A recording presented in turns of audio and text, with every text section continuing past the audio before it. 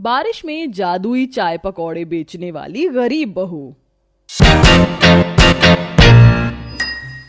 मधु बेटा, चाय बनी या नहीं? पकौड़े तल दिए हैं मैंने। हाँ माँ, चाय बन गई है, बस छान रही हूँ।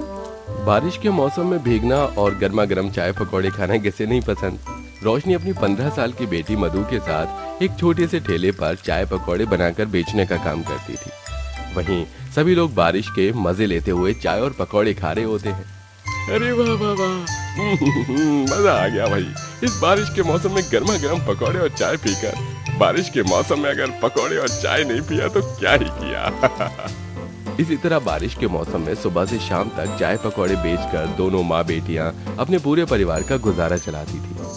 अरे इस पैर के दर्द ने तो जान निकाल कर रख दी है। अरे ठीक से खड़ा भी नहीं हो सकता हूँ।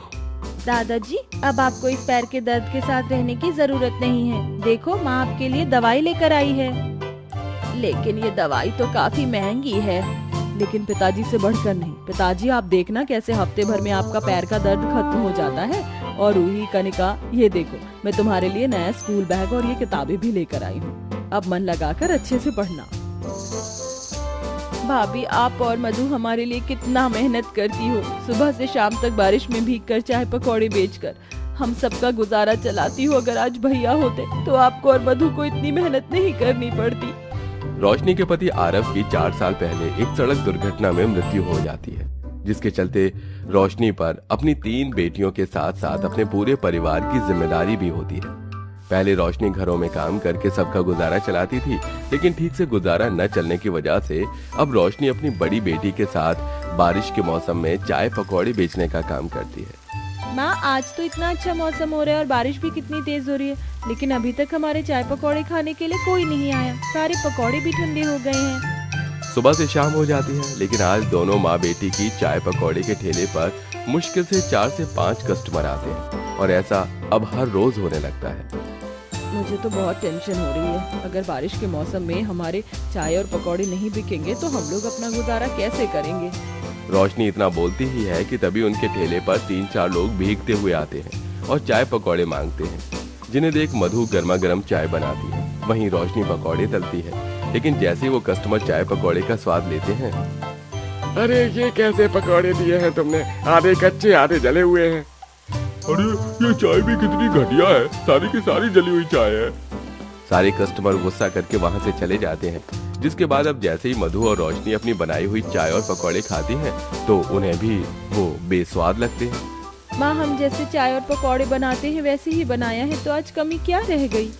मधु की बात रोशनी सोच में पड़ जाती है कि तभी अचानक रोशनी जिस कढ़ाई में पकौड़े तलती उस कढ़ाई को देखते हैं। कढ़ाई का तला हद से ज्यादा पतला हो चुका था।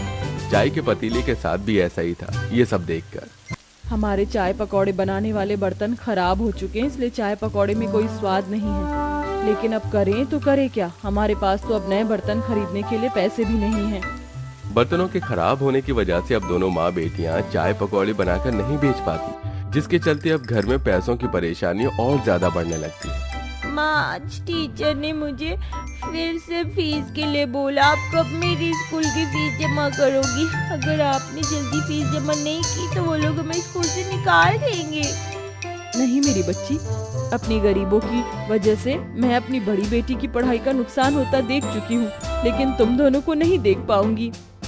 भाभी, मैं सोच रही हूँ कि क्यों ना मैं भी अब कुछ काम कर लूँ। पड़ोस वाली काकी है ना, वो मेरी किसी बंगले में झाड़ू पोछा लगाने की नौकरी लगवा देंगी।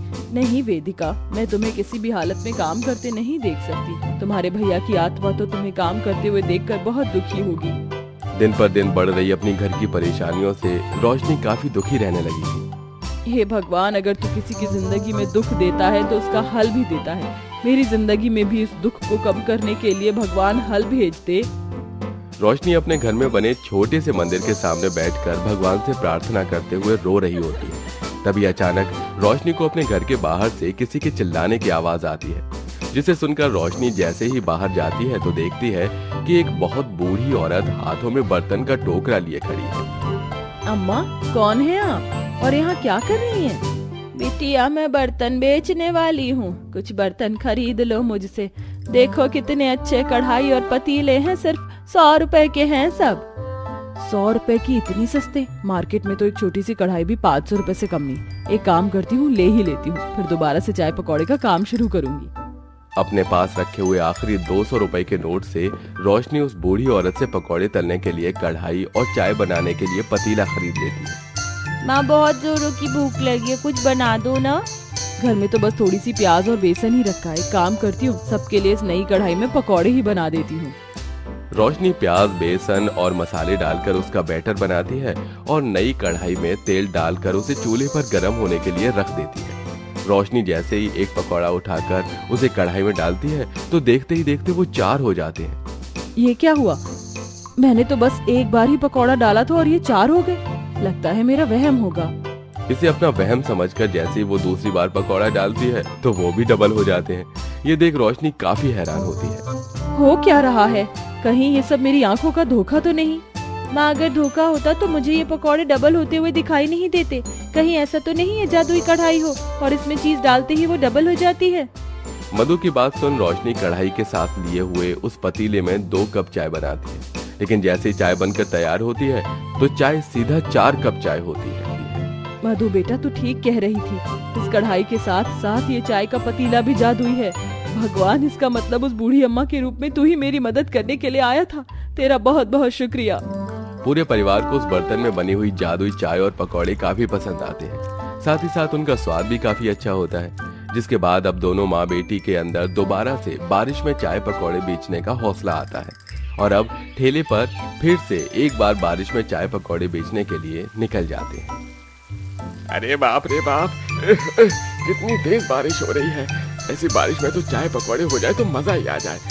बहन जी, गर्मा गर्म 1 प्लेट पकौड़े और 1 कप चाय लगा दीजिए। कस्टमर की बात सुन रोशनी जैसे ही उस कढ़ाई में थोड़े से पकौड़े तलने के लिए डालती है तो वो जादू की वजह से ढेर सारे जादुई पकौड़े बन जाते हैं। वहीं मधु भी उस बर्तन में जादुई चाय बनाती है। वो कस्टमर जैसे ही जादुई चाय पकौड़े खाता है, अरे वाह, ये चाय पकौड़े का स्वाद तो काफी अलग है। ये बहुत स्वादिष्ट लग रहे हैं ये तो खाने में। क्या डाला है आपने इसमें ऐसा? वो कस्टमर उन जादुई चाय पकौड़ों की काफी तारीफ करता है और 3-4 जादुई पकौड़े की प्लेट और चाय पी जाता है, जिसे देख रोशनी और मधु काफी ज्यादा खुश होते हैं। बहन जी, मेरे लिए तो 4 प्लेट पकौड़े और चाय पैक कर दीजिए। आज तो मेरी पत्नी इतनी स्वादिष्ट चाय पकौड़े खाकर खुश हो जाएगी। जादुई चाय पकौड़े होने की वजह से इसका स्वाद लोगों को काफी ज्यादा पसंद आ रहा था, जिसके चलते लोग खाने के साथ साथ अब इसे पैक भी करवा रहे थे और अपने घर लेकर जा रहे थे। वहीं दूर दूर से लोग बारिश के मौसम में इन जादुई चाय पकौड़ों का स्वाद लेने के लिए मधु और रोशनी के ठेले पर आया करते थे, जिससे अब धीरे धीरे उनकी आर्थिक स्थिति भी ठीक होने लगती है। बेबी, तुम मुझे अभी तक सबसे अच्छी डेट पर लेकर आए हो। भला बारिश के मौसम में चाय पकौड़े खाने से अच्छी कोई डेट हो सकती है क्या? मैंने आज से पहले इतने अच्छे चाय पकौड़े कभी नहीं खाए। अब से हमारा जब भी चाय पकौड़ी खाने का मन करेगा हम आपके ही ठेले पर आएंगे। कस्टमर को अपनी जादुई चाय पकौड़े इतना पसंद आता देख रोशनी और मधु काफी खुश होते हैं। साथ ही साथ अब वो लोग ठेले पर जादुई चाय पकौड़े बेचने की बजाय एक दुकान ले लेते हैं, जिसमें अब वो आराम से बिना बारिश में भीगे चाय पकौड़े लोगों को बेचते हैं।